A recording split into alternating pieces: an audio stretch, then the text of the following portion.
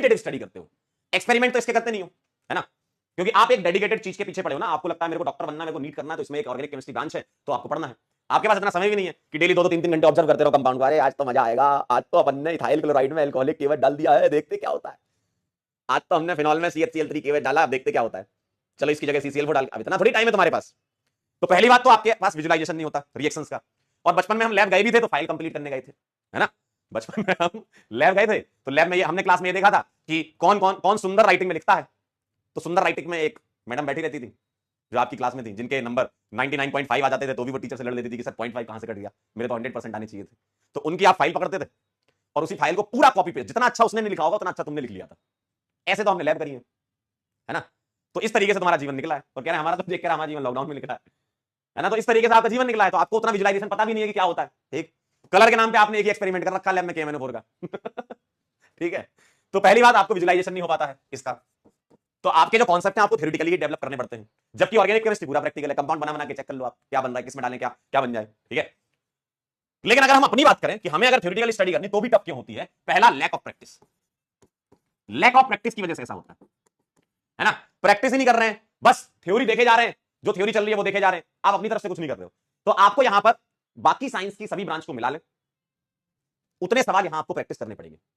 और अगर मैं आपको ये बोलूं, आपको जानकर बहुत खुशी होगी कि आपके पास ऑर्गेनिक केमिस्ट्री उतने लेवल की नहीं है। नीट में अगर देखा जाए तो जिस लेवल पे ऑर्गेनिक डरावनी है ना, वो डरावनी वाली ऑर्गेनिक नहीं है, आसान वाली ऑर्गेनिक ही आपके सिलेबस में। लेकिन कुछ बेसिक्स होते हैं ऑर्गेनिक के जो तुम्हें पता होना चाहिए। भाई अगर तुम जैसे अगर मैं हिंदी बोल रहा हूं तो हमने ABCD का सीखा, आप इंग्लिश बोल रहे हो ABCD सीखते हो, आप मैथ्स के सवाल सॉल्व करते हो तो टेबल सीखते हो, नंबरिंग सीखते हो, तो वो टूल होता है। तो ऑर्गेनिक केमिस्ट्री के कुछ टूल होते हैं, बेसिक चीजें, जैसे GOC वगैरह हो गया, IUPAC नोमेनक्लेचर हो गया, ये आइसोमेरिज्म हो गया, ये सब बेसिक टूल होते हैं जो रिएक्शन में हेल्प करते हैं आपकी, है ना, फॉर बेटर अंडरस्टैंडिंग। तो पहली बात लैक ऑफ प्रैक्टिस आपके सामने जीवन में होती है, आप प्रैक्टिस की बहुत कमी होती है। दूसरा लैक ऑफ रिवीजन। अगर आप रिवीजन नहीं करोगे तो ऑर्गेनिक केमिस्ट्री की इतनी अच्छी बात है, मैं तो बहुत अच्छी बात मानता हूं, अगर आप रिवाइज नहीं कर रहे हो ना, आप भूल जाओगे। आप रिवाइज नहीं कर रहे तो भूल ही जाओगे। आप कोई चीज आज पढ़ लो और 1 महीने तक मत पढ़ो, भूल जाओगे आप। हो सकता है बाकी जगह आपको कुछ धुंधला धुंधला याद आए, यहां तो धुंधला भी याद नहीं आएगा, यहां तो आपको धुंधला भी याद नहीं आएगा। तो रिवीजन की कमी की वजह से ऐसा होता है।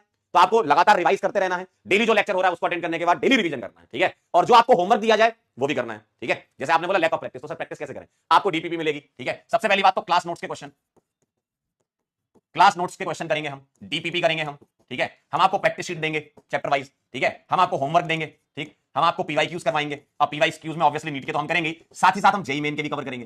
तो इतना मोर देन सफिशिएंट है।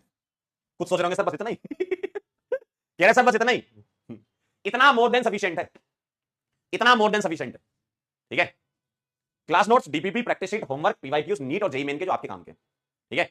तो ये इतनी चीजें आप गांठ बांध लीजिए, इसको लिख लीजिए कि मुझे ये करना है, इसके बिना कोई चैप्टर खत्म नहीं मानेंगे। ध्यान से सुन लो क्या बोल रहा हूं मैं। अगर आपने ये सारे कर लिए, कोई किताब एक्स्ट्रा करने की जरूरत नहीं है। अगर आपने ये सारे कर लिए, अपने दिल से पूछना, दिल पर हाथ रख के पूछना, क्या मैंने ये सब कर लिया है, और अगर सब कर लिया है तो अब आगे बढ़ जाओ, ठीक है। बाकी रिवीजन करते रहना। अब इसके अलावा ये मत मानो, क्योंकि देखो आपको ऐसा लगता है ना सर हम कब माने कि हमारा चैप्टर रेडी हो गया है, आपको तो पता नहीं चलता ना, हम कब माने हमारा चैप्टर रेडी हो गया है। बेटा कब मानोगे आपका चैप्टर रेडी हो गया, जब आप सारे लेक्चर कर लो, DPP सारी cover, practice sheet cover, homework cover, PYQs NEET के और JEE मेन के कवर, मान लेना आपका चैप्टर खत्म हो गया है, ऑर्गेनिक की बात कर रहा हूं, खत्म हो गया है, और आगे अगले वाले चैप्टर पर चले जाओ, ठीक है। इतना आपको करना है। सर NCERT के बारे में क्या ख्याल है, NCERT के बारे में ख्याल हम आपको बाद में देंगे, ठीक है। NCERT के बारे में ख्याल हम बाद में देंगे। देखो एक साथ पूरा खाना नहीं खाना है, कुछ चीजें बचा के भी रखनी है, कुछ चीजें बचा के भी रखनी है, ठीक है।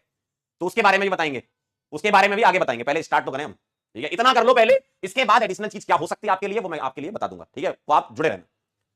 सर लैक ऑफ रिवीजन, देखो रिवीजन ये आपको डेली करना है, डेली लेक्चर का रिवीजन करना है, ठीक है। डेली रिवीजन हो सकता है आपका वीकली रिवीजन करें आप, ठीक है, और मंथली रिवीजन करें, डेली करें, वीकली करें, मंथली करें। इस सीक्वेंस में रिवीजन करेंगे तो इससे पता क्या फायदा होता है। डेली करते हो तो आप जो डेली पढ़ो उसका रिवीजन हो रहा है, वीक में जो पूरे वीक का पढ़ा हुआ है, फिर अगले वीक में पीछे के जितने वीक का पढ़ा हुआ है, फिर मंथ हो गया तो पूरे मंथ का। तो आप ऐसे बहुत बार रिवाइज कर पाओगे अपने, है ना। और ऐसा आप देखोगे धीमे धीमे रिवीजन का टाइम भी कम होता जाएगा। हो सकता है पहले रिवाइज करने में आपको 50 मिनट लगे, लेकिन अगर आपकी आदत पड़ गई ना रिवीजन करने की, तो आने वाले समय में आप 10 से 15 मिनट में भी पूरा रिवाइज कर सकते हो एक लेक्चर को, कि हाँ इसमें ये था, ये था, ये था, ठीक है। तीसरा कारण ऑर्गेनिक टफ होने का, नोट्स ना होना। ये भी एक कारण है कि आपके नोट्स नहीं होते।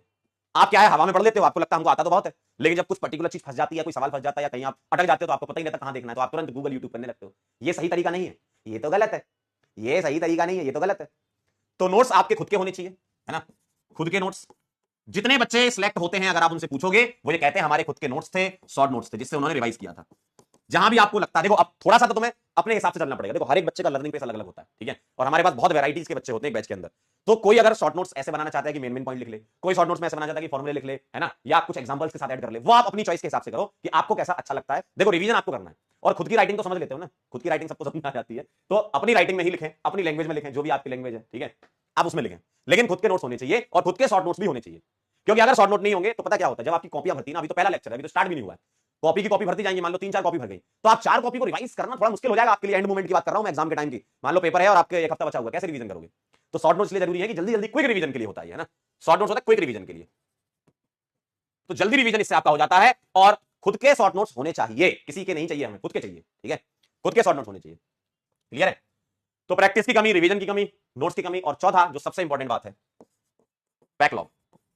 तो आपको मुझसे वादा करना होगा, आपको मुझसे वादा करना होगा कि सर बैकलॉग नहीं होने देंगे, सर बैकलॉग नहीं होने देंगे। क्यों? अगर बैकलॉग हो गया ना, तो वहीं से समस्या आना चालू हो जाती है, वहीं से समस्या आना चालू हो जाती है, क्योंकि ऑर्गेनिक केमिस्ट्री इतनी लिंकिंग है। क्यों? देखो कार्बन बोला था ना तुमने, कैटिनेशन प्रॉपर्टी, सेल्फ लिंकिंग, तो वहीं से आता है। ऑर्गेनिक इतना ज्यादा लिंक है कि अगर तुमने पीछे के लेक्चर को रिवीजन नहीं किया, तो हो सकता है आपको आगे वाला लेक्चर समझ ना आए। क्यों? क्योंकि काफी चीजें पीछे के लेक्चर से कनेक्टेड रहती है। तो इसीलिए बहुत जरूरी है, तो आप मेरे से ये प्रॉमिस कर दीजिए, सर बैकलॉग नहीं होने देना। बैकलॉग अगर हो जाता है ना, तो आप लेक्चर के साथ सिंक नहीं हो पाते, फिर आपको लगता है ऑर्गेनिक बड़ी टफ जा रही है, सर समझ ही नहीं आ रहा क्या हो रहा है। तो देखो कुछ चीजें आपको इन्वेस्ट करनी पड़ेंगी, आपको समय देना पड़ेगा। ऑर्गेनिक सीखना इतना आसान नहीं है, मैं पहले बता रहा हूं, इसमें चाहिए समय, आपको टाइम देना पड़ेगा। लेक्चर अटेंड करो, लेक्चर के अलावा कम से कम 1-1.5 घंटे रिवीजन क्वेश्चन प्रैक्टिस में लगाओ। और इस बात की गारंटी है, अगर आप ऑर्गेनिक से प्यार करने लग गए, तो आपको ऑर्गेनिक बहुत पसंद आती है, और ऑर्गेनिक के सवाल बहुत जल्दी हो जाते हैं। ऑर्गेनिक और इनऑर्गेनिक की भी यही खासियत है, ऑर्गेनिक इनऑर्गेनिक दोनों की यही खासियत है कि अगर आपने घर पे जितना प्रैक्टिस कर ली, जितना रिवीजन कर लिया, जितनी मेहनत कर ली, जब कभी भी पेपर होगा, टेस्ट होगा, तुम बहुत जल्दी सवाल बना लोगे। मतलब 10 मिनट के अंदर 10 सवाल या उससे ज्यादा सवाल किए जा सकते हैं ओसी और आईओसी के, ठीक है, क्लियर है? तो ये बैकलॉग आपको नहीं होने देना है। तो ये कुछ मुख्य कारण थे ऑर्गेनिक कठिन होने के, ठीक है।